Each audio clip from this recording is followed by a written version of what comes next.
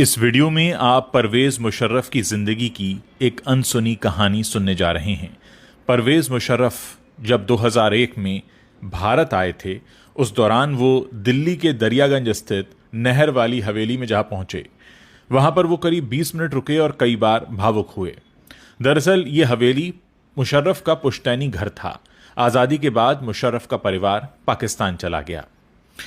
दिल्ली के दरियागंज में बचपन गुजारने वाले मुशर्रफ का पाकिस्तान जाकर ताकतवर तानाशाह बनना और फिर अपने ही देश से भागकर दुबई में शरण लेना किसी फिल्मी कहानी से कम नहीं है। परवेज मुशर्रफ का जन्म 11 अगस्त 1943 को दिल्ली के दरियागंज इलाके के एक संपन्न परिवार में हुआ था। इसे दिल्ली का पुराना हिस्सा कहा जाता है। दादा टैक्स कलेक्टर थे, पिता भी ब्रिटिश हुकूमत में बड़े अफसर थे, मां अलीगढ़ मुस्लिम यूनिवर्सिटी में पढ़ाती थीं।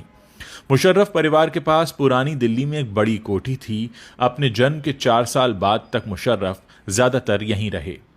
साल 2005 में अपनी भारत यात्रा के दौरान परवेज मुशर्रफ की मां बेगम जरीन मुशर्रफ लखनऊ, दिल्ली और अलीगढ़ मुस्लिम यूनिवर्सिटी गई थीं। जरीन 1940 में यहां पढ़ा करती थीं। 1947 में बंटवारे के बाद मुशर्रफ का परिवार कराची चला गया। उस समय मुशर्रफ सिर्फ 4 साल के थे। अंग्रेजों के लिए काम करने वाले मुशर्रफ के पिता पाकिस्तान की नई सरकार के विदेश मंत्रालय में अफसर बन गए। उनका तबादला कुछ समय के लिए तुर्की में भी हुआ। 1957 में पूरा परिवार फिर से पाकिस्तान लौट आया और इस तरह से उनका परिवार नए मुल्क पाकिस्तान में भी अपना रसूख बनाने में सफल रहा। परवेज मुशर्रफ 21 साल की उम्र में सेना से जुड़े और 1965 की लड़ाई में उन्हें बहादुरी के लिए मेडल भी मिला था। मुशर्रफ की कॉलेज की पढ़ाई लाहौर के फॉरमैन क्रिश्चियन कॉलेज में हुई थी। वो कॉलेज में शानदार खिलाड़ी थे। उन्होंने ब्रिटेन में royal college of defence studies से भी पढ़ाई की। साल 1961 में 18 साल की उम्र में पाकिस्तान की मिलिट्री एकेडमी ज्वाइन की और उसके 3 साल बाद यानी 21 साल की उम्र में परवेज मुशर्रफ ने बतौर junior officer Pakistani army join कर ली। वो साल 1965 के भारत पाकिस्तान युद्ध के दौरान सेकंड लेफ्टिनेंट हुआ करते थे। यह युद्ध पाकिस्तान हार गया था। बावजूद इसके बहादुरी से लड़ने के लिए पाकिस्तान सरकार की ओर से जनरल परवेज मुशर्रफ को, जो उस वक्त सेकंड लेफ्टिनेंट हुआ करते थे, उन्हें एक मेडल भी दिया गया था। 1997 में पाकिस्तान में हुए आम चुनावों में जीत के बाद नवाज शरीफ प्रधानमंत्री बने। नवाज ने सत्ता हाथ में आते ही प्रशासन से लेकर सेना तक में अपनी पसंद के अधिकारियों को जगह दी। साल 1998 में जनरल परवेज मुशर्रफ को पाकिस्तान का चीफ ऑफ आर्मी स्टाफ बनाया गया। सेना की कमान हाथ में आते ही मुशर्रफ ने नवाज को बताए बिना ही करगिल युद्ध की प्लानिंग कर ली। इससे नाराज होकर नवाज ने पाकिस्तान को करगिल में मिली हार का जिम्मेदार मुशर्रफ को ठहराया। उन्होंने कहा कि मुशर्रफ के हाथ में आर्मी की कमान को सौंपना उनकी सबसे बड़ी गलती थी। मुशर्रफ और शरीफ के बीच तनातनी कम होने के बजाय बढ़ती रही।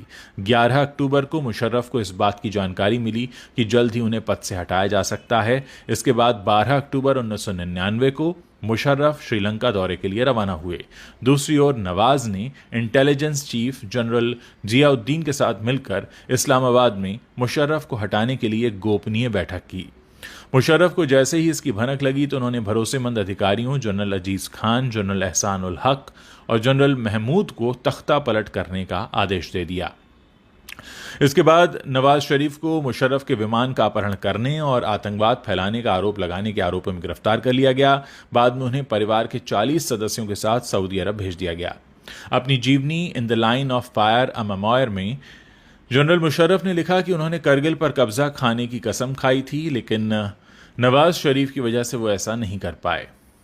फरवरी 1999 में भारतीय प्रधानमंत्री अटल बिहारी वाजपेयी ने बस से लाहौर की ऐतिहासिक यात्रा की थी। ये लाहौर में पाकिस्तानी प्रधानमंत्री नवाज शरीफ और वाजपेयी की मुलाकात दुनिया की सुर्खियां बनी थी। वाजपेयी की लाहौर बस यात्रा को भारत पाकिस्तान रिश्ते में एक अहम मोड़ माना जाता है, लेकिन इस बस यात्रा के महज 3 महीने बाद ही आतंकियों की आड़ में पाकिस्तानी सेना ने करगिल पर कब्जा करने की कोशिश की, जिसे भारतीय सेना ने मुंहतोड़ जवाब देते हुए नाकाम कर दिया। भारत पाकिस्तान के बीच 3 मई से 26 जुलाई 1999 तक चली करगिल लड़ाई का असली मास्टरमाइंड परवेज मुशर्रफ को ही माना जाता है। करगिल युद्ध को भारत की शांति की कोशिशों में खलल डालने के सबसे बड़े प्रयासों के तौर पर देखा जाता है। करगिल लड़ाई के दौरान देश के सेना प्रमुख रहे वेद प्रकाश मलिक ने अपनी किताब फ्रॉम सरप्राइज टू विक्ट्री के चैप्टर द डार्क विंटर में लिखा है कि परवेज मुशर्रफ ने करगिल की साजिश की भनक किसी को नहीं लगने दी थी, यहां तक कि इसे लेकर उन्होंने तत्कालीन प्रधानमंत्री नवाज शरीफ तक को अंधेरे में रखा था। इस किताब के मुताबिक करगिल लड़ाई का पूरा खाका मुशर्रफ ने ही खींचा था। उनकी इस योजना की भनक पाकिस्तान की नेवी और एयरफोर्स के सीनियर अफसरों तक को नहीं थी। किताब के मुताबिक मुशर्रफ को इस बात का एहसास था कि भारतीय खुफिया एजेंसी रॉ की पहुंच पाकिस्तानी सेना में बहुत गहरे तक है, इसीलिए उन्होंने करगिल योजना की जानकारी अंतिम समय तक अपनी ही आर्मी के बड़े अफसरों तक को नहीं होने दी थी। किताब में बताया गया है कि मुशर्रफ को पता था कि करगिल से जुड़ी जानकारी जितने ज्यादा लोगों तक पहुंचेगी उसके लीक होने का खतरा उतना ही रहेगा, इसीलिए उन्होंने इसे सबसे छिपा कर रखा। पाकिस्तानी सेना के बड़े अफसरों तक को यह नहीं पता था कि पाकिस्तानी सेना के साथ आतंकियों के दस्ते भी LOC पार कर गए हैं। भारतीय सेना को गुमराह करने के लिए मुशर्रफ ने आतंकियों से स्थानीय भाषाओं यानी बाल्टी और पश्तो में झूठे संदेश प्रसारित करवाए ताकि भारतीय खुफिया एजेंसी ये समझ सकें कि करगिल में पाक सेना नहीं केवल आतंकी आए हैं। पाकिस्तान हमेशा से करगिल युद्ध में अपनी भूमिका से इंकार करता रहा है, लेकिन परवेज मुशर्रफ ने अपनी आत्मकथा in the line of fire में माना था कि करगिल युद्ध में पाकिस्तानी सेना भी शामिल थी। माना जाता है कि मुशर्रफ ने करगिल युद्ध की योजना के लिए अपनी राजनीतिक महत्वाकांक्षाओं को पूरा करने की हिसाब से योजना बनाई थी। इतना ही नहीं, अपनी आत्मकथा में मुशर्रफ ने करगिल में हार की शर्मिंदगी से बचने के लिए हार का पूरा ठीकरा नवाज शरीफ पर फोड़ते हुए कहा कि शरीफ ने करगिल युद्ध से पीछे हटने को कहा था। मुशर्रफ के दिमाग की उपज रहे करगिल युद्ध ने भारत पाकिस्तान के बीच शांति प्रयासों को पटरी से उतारते हुए रिश्तों में कड़वाहट घोल दी थी। 14 जुलाई 2001 को आगरा शहर में कई जगहों पर भारत और पाकिस्तान का झंडा एक साथ लगाया गया था। 1999 की जंग के ठीक 2 साल बाद दोनों देशों के झंडे को भारत की जमीन पर एक साथ देखना दुनिया को हैरान कर रहा था। दरअसल दोनों देशों के झंडों को एक साथ लगाकर भारत और पाकिस्तान की दूरी को कम करने की कोशिश की गई थी। 14 से 16 जुलाई तक आगरा में चलने वाले इस सम्मेलन में भारत की ओर से उस वक्त के प्रधानमंत्री अटल बिहारी वाजपेयी और पाकिस्तान की ओर से राष्ट्रपति रहे जनरल परवेज मुशर्रफ शामिल हुए थे। इस बैठक की जमीन उस वक्त के गृह मंत्री लाल कृष्ण आडवाणी ने तैयार की थी। इस बैठक के दौरान दोनों देश दोस्त बनते बनते रह गए थे। ऐसा इसलिए हुआ क्योंकि यह सम्मेलन एक तरह से बेनतीजा ही खत्म हो गया। दरअसल आगरा सम्मेलन में फर्स्ट राउंड की बातचीत मुशर्रफ और आडवाणी के बीच होनी थी। इस बातचीत के दौरान आडवाणी और परवेज मुशर्रफ दोनों इस बात पर सहमत हो गए थे कि दोनों देशों में छिपे अपराधियों के खिलाफ कानूनी कार्रवाई की जाएगी।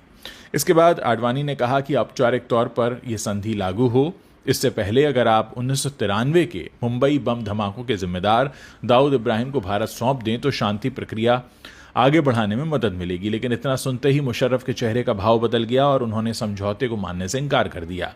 इस तरह भारत से दोस्ती न होने के पीछे मुशर्रफ के अड़ियल रवैये को जिम्मेदार माना जाता रहा है।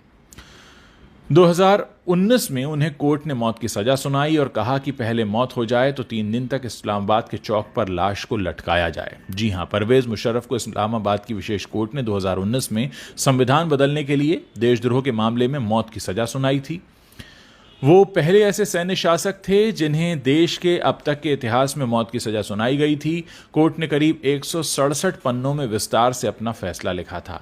इस फैसले में कहा गया था कि अगर परवेज मुशर्रफ की मौत उनकी सजा से पहले हो जाती है तो घसीटते हुए उनकी लाश को इस्लामाबाद के डी चौक पर 3 दिन के लिए लटकाया जाए। 3 दिन तक लटकाए जाने के इस फैसले को बाद में लाहौर हाई कोर्ट ने रद्द कर दिया था, यानी उनकी मौत की सजा रद्द कर दी गई थी। बहरहाल अब परवेज मुशर्रफ नहीं हैं और परवेज मुशर्रफ के जाने के बाद आज हर कोई करगिल के उस युद्ध को याद कर रहा है और याद कर रहा है कि कैसे दिल्ली में जन्मा एक लड़का पाकिस्तान का तानाशाह बना और फिर उसने अपनी ही जन्मभूमि पर एक ऐसा अटैक प्लान किया जो कभी सक्सेसफुल तो नहीं हो पाया, लेकिन हाँ, उसके बाद उसे अपने ही देश में मौत की सजा सुनाई गई और फिर उसे अपने ही देश से मुंह छिपाकर भागना पड़ा और कई सालों तक दुबई में रहना पड़ा।